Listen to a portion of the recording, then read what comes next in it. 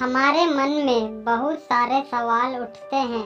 उन्हीं सवालों में एक यह भी सवाल होता है कि आत्माएं होती हैं या नहीं, क्योंकि बहुत से लोगों से हमने यह सुना होता है कि आत्मा हमारे शरीर के अंदर होते हैं, और यह बात विज्ञान ने अभी साबित की है कि हाँ, आत्मा होती है, क्योंकि हमारे शरीर में आत्मा का वजन 21 ग्राम होता है।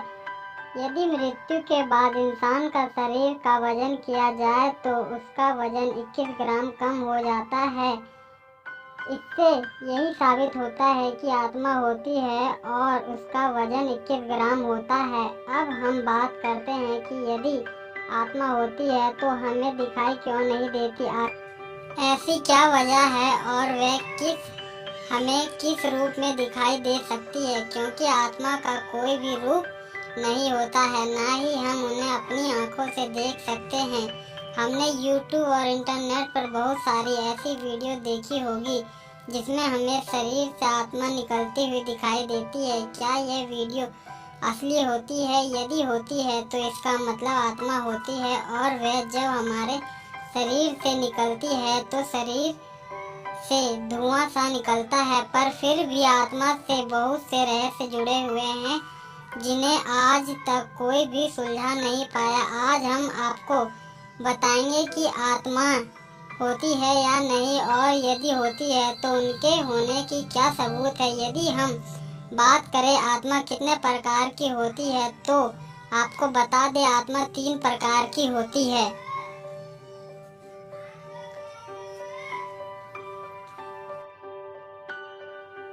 पहला जीवात्मा, दूसरा प्रेत आत्मा, तीसरा सूक्ष्मात्मा।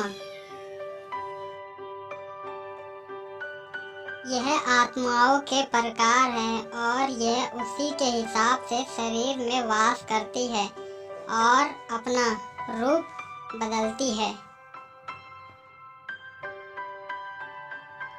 जीवात्मा, जब आत्मा भौतिक शरीर में प्रवेश करती है तो उसे जीवात्मा कहा जाता है। जीवात्मा 84 लाख योनियों में भटकने के बाद उसे मनुष्य का शरीर मिलता है, और तब वह एक मनुष्य के शरीर में प्रवेश करती है और उसी के शरीर में लंबे समय तक जीती है। यदि हम हिंदू धर्म की माने तो 84 लाख योनियों में पेड़ पौधे, कीट पत्तों और पशु पक्षी, साथ ही और भी बहुत सारे जीव जंतु होते हैं जिन्हें जीने के बाद हमें मनुष्य का रूप मिलता है, जिसे जीवात्मा कहा जाता है। प्रेत आत्मा, जब इस जीवात्मा का काम नायाब और वासना शरीर में निवास होता है तो उसे प्रेत आत्मा कहते हैं, और जब यह आत्मा शरीर को छोड़ती है और प्रेत योनि में जाती है तो इसे भी प्रेत आत्मा कहते हैं। मृतक शरीर से निकलने के बाद काफी देर तक अपने शरीर के आसपास मंडराती रहती है और अजीब सी हरकतें करती रहती है, क्योंकि उसे ऐसा लगता है जैसे वह कोई बुरा सपना देख रही हो, ना कि उसकी मृत्यु हुई हो। पर जब वह अपने शरीर में प्रवेश करती है तो वह ऐसा नहीं कर पाती। तब उसे एहसास होता है कि उसकी मृत्यु हो चुकी है। आत्मा अपने शरीर से बहुत ज़्यादा प्यार करती है। वह शमशान में भटकती रहती है, और जो अपने परिवार से ज़्यादा प्यार करती है वह घर में ही बनी रहती है। यदि मृतक शरीर को जला दिया जाए तो आत्मा अपने शरीर का मोह त्याग देती है, और यदि उसे दफना दिया जाए तो वह अपने शरीर का मोह त्याग नहीं पाती और काफी दिनों तक इधर उधर भटकती रहती है, और इसे ही प्रेतात्मा कहा जाता है।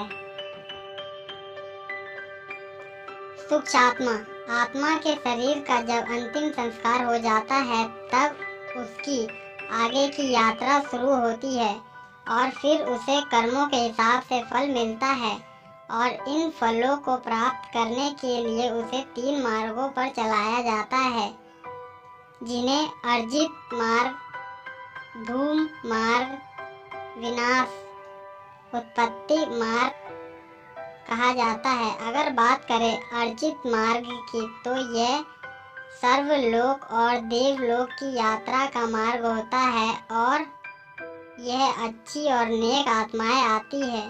वहीं यदि धूम मार्ग की बात कहे तो यह प्रेत लोक की यात्रा पर ले जाता है और विनाश उत्पत्ति मार्ग नरक लोक की यात्रा करवाता है। जो आत्मा अच्छे कर्म करती है वह परमात्मा में मिल जाती है और वह दोबारा जन्म नहीं लेती। पर जो अच्छे कर्म नहीं करते हैं और अच्छे बुरे दोनों कर्म करते हैं उन्हें पृथ्वी पर दोबारा जन्म लेना पड़ता है और जीवन मृत्यु के चक्र में फंसना पड़ता है और इसे ही सूक्ष्मात्मा कहते हैं।